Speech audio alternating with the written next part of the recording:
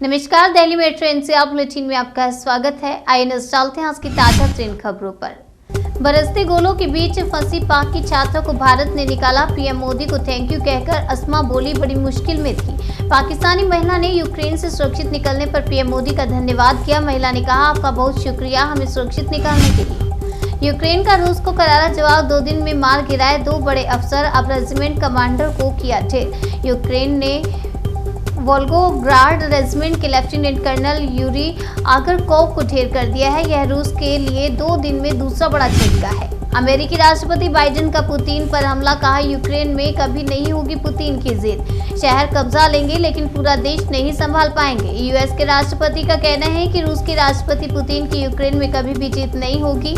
वह बेशक यूक्रेन के शहरों को कब्जा ले पर पूरे देश पर कभी नियंत्रण नहीं रख पाएंगे।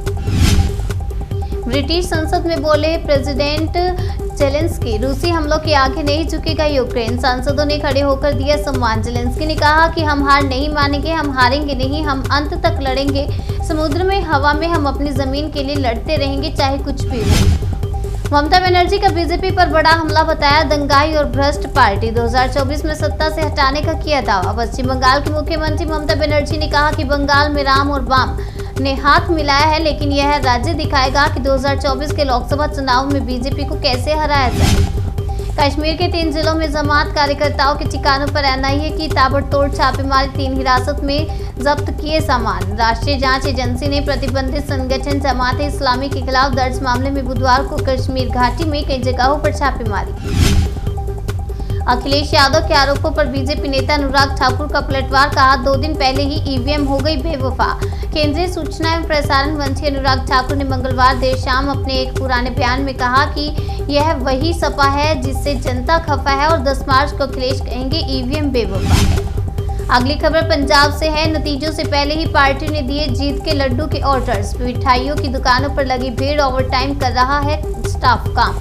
पंजाब में हलवाई एसोसिएशन के अध्यक्ष नरेंद्र पाल सिंह पप्पू ने कहा कि हर बार नतीजों से पहले लड्डू और अन्य मिठाइयों के लिए प्री बुकिंग होती है। हालांकि इस बार तो काफी ज्यादा संख्या में मिठाइयों के लिए ऑर्डर दिए गए। स्ट्रांग रूम के बाहर दूरबीन से निगरानी में जुटी सपा। ईवीएम की निगरानी के लिए रात भर निगहबानी। हस्तिनापुर विधानसभा से समाजवादी पार्टी उम्मीदवार योगेश वर्मा ने कहा कि हमने एक 3 स्तरीय सुरक्षा प्रणाली बनाई है जिससे ईवीएम की निगरानी कर रही हैं और उनका कहना है कि पार्टी प्रमुख अखिलेश यादव ने निगरानी के आदेश दिए हैं। यूक्रेन के 6 शहरों में सीजफायर को तैयार। रूस मानव कॉरिडोर बना, लोगों को निकाला जाएगा बाहर। रूस ने एक बार फिर बुधवार को लोगों को युद्ध क्षेत्र से सुरक्षित निकालने के लिए सीजफायर की घोषणा की है। रूसी सैनिक मानव कॉरिडोर बनाकर लोगों को निकालने के लिए तैयार है। कैफे का रूस यूक्रेन युद्ध के विरोध का अनोखा तरीका। मेन्यू से हटाई गई एक चीज। केरल के एक कैफे ने रूस का विरोध किया है। इस कैफे का विरोध करने का तरीका बेहद ही अलग है। यूक्रेन का सपोर्ट करते हुए इस कैफे ने अपने मेन्यू से रशियन सलाद को हटा दिया है। छत्तीसगढ़ में दोबारा बहाल होगी पुरानी पेंशन व्यवस्था। सीएम भूपेश बघेल ने विधानसभा में किया ऐलान। राज्य के मुख्यमंत्री भूपेश बघेल ने विधानसभा में बजट पेश करते हुए बुधवार को इसका ऐलान किया।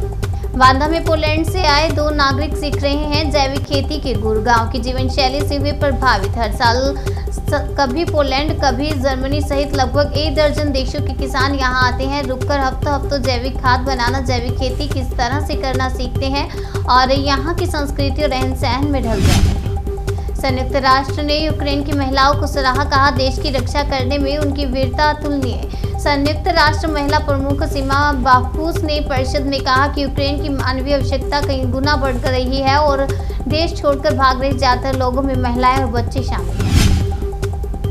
ईवीएम में धांधली की आशंका को लेकर मचा बवाल। अयोध्या में सपाइयों ने मतगणना स्थल पर डाला डेरा। अयोध्या एसएसपी ने कहा कि मैं जिले के समस्त वासियों से अपील करूंगा कि किसी भी तरह की अफवाह पर विश्वास ना करें अथवा ना फैलाएं, क्योंकि हमारी सोशल मीडिया की टीम 24 घंटे विभिन्न प्लेटफॉर्म पर निगरानी बनाए हुए है। जम्मू कश्मीर के उधमपुर में विस्फोट, 1 की मौत, 13 घायल। जांच में जुटी पुलिस। आपको बता दें, आतंकी एंगल से भी इस ब्लास्ट की जांच की जा रही है।